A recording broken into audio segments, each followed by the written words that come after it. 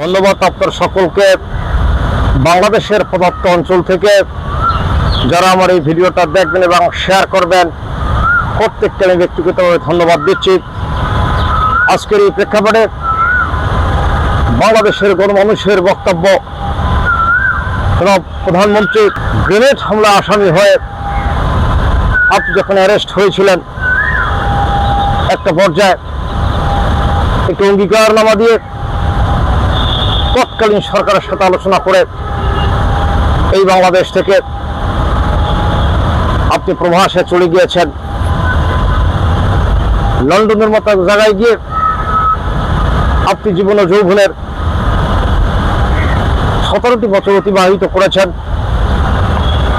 পরবর্তীতে 5ই আগস্টে সরকার পতনের পরে বাংলাদেশে আপনি অবস্থান করেছেন এবং আপনি তৎকালীন সময়ের সরকারের সাথে অঙ্গীকার করে আপনি লন্ডনে গিয়ে জীবন ও যৌবনের শ্রেষ্ঠ সময়ের 17টি বছর অতিবাহিত করেছিলেন।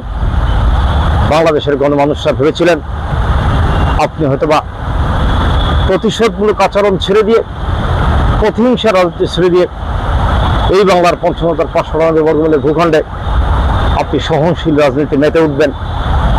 যেই চিন্তা ভাবনা করে বাংলাদেশের গণমানুষরা 12 ফেব্রুয়ারি নির্বাচনে আওয়ামী লীগ ব্যতীত যে নির্বাচন অনুষ্ঠিত হয়েছিলেন, সেই 12 ফেব্রুয়ারি নির্বাচনে আপনি বাংলাদেশের প্রধানমন্ত্রী হয়েছেন।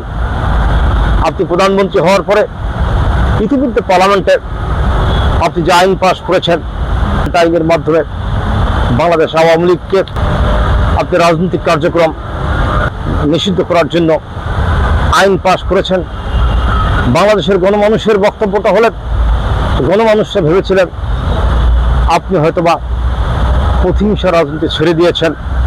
প্রবাসী থেকে এই বাংলাদেশকে আপনি শান্তশিদ্ধ করার জন্য সহিংস পরিবেশ থেকে মুক্ত করে একটু সুশৃঙ্খলভাবে এবং শান্তিপূর্ণভাবে গণতন্ত্রকে অব্যাহত রাখবেন।